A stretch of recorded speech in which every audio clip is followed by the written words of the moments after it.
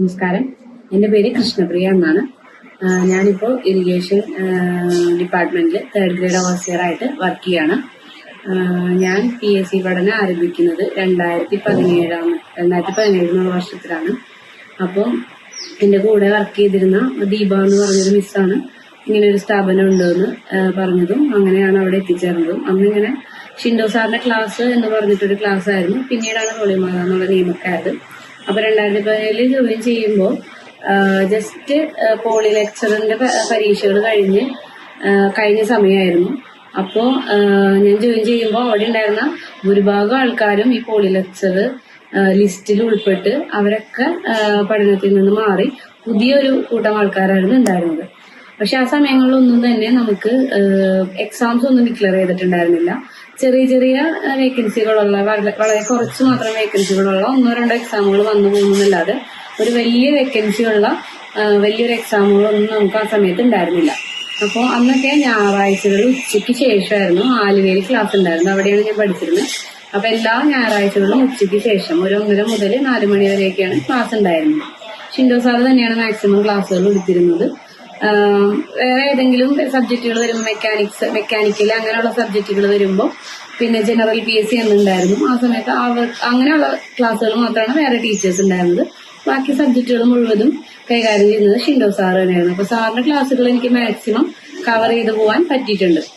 അപ്പൊ ആ സമയങ്ങളിൽ സാർ പറഞ്ഞിരുന്നത്, നിങ്ങൾക്ക് എന്തെങ്കിലും ഫംഗ്ഷനോ കാര്യങ്ങളോ ഒക്കെ ഉണ്ടെങ്കിൽ നിങ്ങൾ പൊയ്ക്കോളൂ, പക്ഷെ നിങ്ങൾ തലേ ആഴ്ചത്തെ നോട്ട് പിറ്റേ ആഴ്ച വരുമ്പോൾ കംപ്ലീറ്റ് ചെയ്ത് കൊണ്ടുവരണം. അത് വായിച്ചു നോക്കി ഡൗട്ട് ഉണ്ടെങ്കിൽ ചോദിക്കണം എന്ന് പറഞ്ഞിരുന്നു. അത് നമ്മൾ എല്ലാവരും ഒക്കെ ഫോളോ ചെയ്ത് പോവുകയും ചെയ്തിട്ടുണ്ടായിരുന്നു. അങ്ങനെ 2017 മുതൽ 2019 വരെ പഠിച്ചു. അതൊരു കണ്ടിന്യൂസ് പഠനമായിരുന്നില്ല, കാരണം അതിന്റെ ഇടയിൽ എന്റെ കല്യാണം കഴിഞ്ഞു, അങ്ങനെ ഒരു ഗ്യാപ്പ് വന്നു. 2019 നമുക്ക് ബൾക്ക് വേക്കൻസി ഉള്ള ഒരു എക്സാം വന്നത്. അതിന് പരീക്ഷ ഡിക്ലെയർ ചെയ്തത് നവംബർ 19 ആയിരുന്നു. 2019 നവംബർ 19. ഇപ്പം PWD ഇറിഗേഷനിലേക്കുള്ള 3rd ഗ്രേഡ് ഓവർസിയർമാർക്ക് വേണ്ടിയിട്ടുള്ള പരീക്ഷയായിരുന്നു. അങ്ങനെ സെപ്റ്റംബർ 1 സാറ് ക്ലാസ്സുകൾ തുടങ്ങുമായിരുന്നു. 3 മാസത്തെ ക്ലാസ് ആയിരുന്നു. നമുക്ക് രാവിലെ 7 മണി മുതൽ 9 മണി വരെ ആയിരുന്നു ആലുവയിൽ ക്ലാസ് ഉണ്ടായിരുന്നത്. നമ്മൾ വീടിന്റെ അടുത്തുള്ള ഒരു 3-4 പേര് ഒരുമിച്ചാണ് ഇതിന് വന്നുകൊണ്ടിരുന്നത്. അങ്ങനെ ഞങ്ങൾ രാവിലെ 7 മണിയാവുമ്പോൾ സെന്ററിൽ വരും. സാറിന്റെ ക്ലാസ് സാറപ്പോൾ പഠിപ്പിക്കുന്നതിന്റെ പ്രിന്റഡ് നോട്ട്സ് തരും. അത് നമ്മൾ പഠിപ്പിക്കും. ക്ലാസ്സിൽ തന്നെ വെച്ച് അതൊന്ന് നമ്മളെ കൊണ്ട് വായിപ്പിച്ച് റിവൈസ് ചെയ്യിപ്പിക്കും ക്ലാസ് കഴിയുമ്പോൾ തന്നെ. പിന്നെ അതിന്റെ ബേസ് ചെയ്തിട്ടുള്ള ക്വസ്റ്റ്യൻ പേപ്പേഴ്സ് തരും. ഇത് നമ്മൾ വീട്ടിൽ പോയും പ്രാക്ടീസ് ചെയ്തിട്ട് ആൻസർ അറിയാത്തത് പിറ്റേ ദിവസം ചോദിച്ചിട്ട് വരണം. അങ്ങനെയാണ് സാർ പറഞ്ഞിട്ടുള്ളത്. അപ്പോൾ പെട്ടെന്ന് ഇങ്ങനെ പോർഷൻസ് ഒരു സബ്ജക്റ്റ് ഒക്കെ നമുക്കൊരു 3 ദിവസം 4 ദിവസം കൊണ്ട് സാർ ഇങ്ങനെ കവർ ചെയ്ത് തരും. പിന്നെ നമ്മളത് റിവൈസ് ചെയ്ത് പഠിക്കുക എന്നുള്ളതാണ് അതിന്റെ കാര്യം. അപ്പം നമ്മളിത് കഴിഞ്ഞ് ചെന്നതിന് ശേഷം നമ്മൾ കൂടെ വന്നിരുന്ന ഒരു 3-4 പേരുണ്ടായിരുന്നു. ഞങ്ങളെല്ലാവരും കൂടി ഒരാളുടെ വീട്ടിൽ ഒത്തുകൂടിയിട്ട് വീണ്ടും ഈ പഠിപ്പിച്ച ഭാഗങ്ങൾ പരസ്പരം ഡിസ്കസ് ചെയ്ത് പഠിക്കുമായിരുന്നു. എനിക്കറിയാവുന്ന പോലെ ഞാൻ പറഞ്ഞു കൊടുക്കും, വേറൊരു ആൾക്കറിയാവുന്ന പോലെ അവർ പറഞ്ഞുതരും.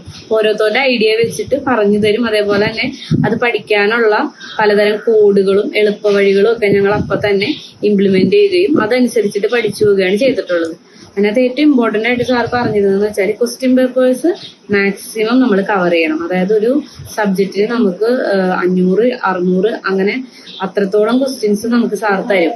അപ്പോൾ ഒരു പോർഷൻ കവർ ചെയ്ത് കഴിയുമ്പോൾ അതിന് വേണ്ടിയിട്ട് അതിന് എത്രത്തോളം ക്വസ്റ്റ്യൻസ് ഉണ്ടോ അത്രയും ക്വസ്റ്റ്യൻസ് നമ്മൾ കവർ ചെയ്യുകയും അതൊക്കെ ബൈഹാർട്ട് ആവുന്ന രീതിയിൽ റിവൈസും കൂടി ചെയ്യിക്കുമായിരുന്നു സാറ്. അതായത് ഒരു സബ്ജക്റ്റ് കഴിഞ്ഞ് അടുത്ത സബ്ജക്റ്റിലേക്ക് പോകുമ്പോൾ പഴയ സബ്ജക്റ്റിന്റെ ടച്ച് വിടാതിരിക്കാൻ അതിലും ഒരു പർട്ടിക്കുലർ പോർഷൻ നമ്മളോട് റിവൈസ് ചെയ്ത് പഠിക്കാനും അതിന്റെ ക്വസ്റ്റ്യൻ പേപ്പർ ആൻസർ ചെയ്യാനും പറയുമായിരുന്നു. അത് ഞങ്ങൾ എല്ലാവരും ഫോളോ ചെയ്യുമായിരുന്നു. അപ്പോൾ ക്ലാസ് കഴിഞ്ഞ് വന്നതിന് ശേഷം ഉച്ചവരെ ഞങ്ങൾ പഠിക്കുമായിരുന്നു. ഉച്ചയ്ക്ക് ശേഷം ഞങ്ങൾ വേറെ ക്വസ്റ്റ്യൻ പേപ്പറുകളും ഞങ്ങളുടെ കയ്യിലുള്ള ബുക്ക്ലെറ്റുകളിലുള്ള ക്വസ്റ്റ്യൻസും ഞങ്ങൾ പ്രാക്ടീസ് ചെയ്യും. അങ്ങനെ ക്വസ്റ്റ്യൻസ് ഞങ്ങൾ ഒരുപാട് സോൾവ് ചെയ്തിട്ടുണ്ടായിരുന്നു.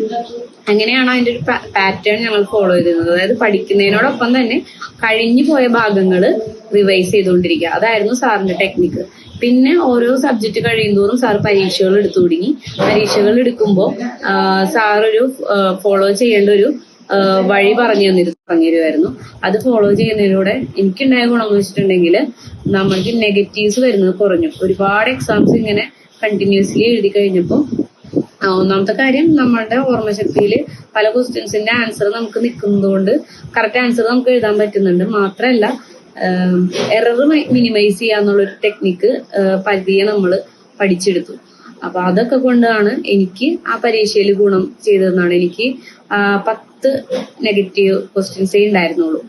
അറ്റൻഡ് ചെയ്തതിൽ 10 നെഗറ്റീവ് ക്വസ്റ്റ്യൻസ് മാത്രമേ ഉണ്ടായിരുന്നുള്ളൂ. അതുകൊണ്ട് തന്നെ എനിക്ക് നല്ലൊരു മാർക്കും അതിൽ സ്കോർ ചെയ്യാൻ പറ്റി, നല്ലൊരു റാങ്കും കിട്ടി. അങ്ങനെ ആ ജോലിയിൽ ഇപ്പൊ കയറി ഇപ്പൊ 2 വർഷം കഴിഞ്ഞു, അങ്ങനെ പോകുന്നു. ഇതാണ് എന്റെ പഠനത്തിന്റെ അനുഭവം. സാറ് പറയുന്ന രീതിയിൽ നമ്മുടെ കാപ്പബിലിറ്റി അനുസരിച്ചിട്ട് നമുക്ക് ഓരോരുത്തർക്കും ഓരോ രീതിയായിരിക്കും സാറ് ചൂസ് ചെയ്ത് തരുന്നത്. അപ്പോൾ അതനുസരിച്ചിട്ട് നിങ്ങൾ എല്ലാവരും പഠിക്കുക. അപ്പോൾ കസ്റ്റമൈസ് ചെയ്ത് തരാന്ന് പറയില്ലേ, അതേപോലെ ഓരോ ഇൻഡിവിജ്വൽസിന്റെയും കാപ്പബിലിറ്റിയും അവരുടെ ഒരു ലെവലും അനുസരിച്ചിട്ട് നമുക്ക് ഓരോരുത്തർക്കും ടിപ്സ് സാറ് പറഞ്ഞുതരും. അതനുസരിച്ച് ഫോളോ ചെയ്ത് കഴിഞ്ഞിട്ടുണ്ടെങ്കിൽ നമുക്ക് ഏത് പരീക്ഷയും എളുപ്പത്തിൽ നമുക്ക് ക്രാക്ക് ചെയ്യാൻ പറ്റും. അപ്പോൾ സാറ് പറയുന്നത് ഫോളോ ചെയ്യുക, സാറ് പറയുന്ന രീതികൾ പിന്തുടരുക. അങ്ങനെയാണ് നമുക്ക് വിജയത്തിലെത്താനായിട്ട് എളുപ്പമായിരിക്കും.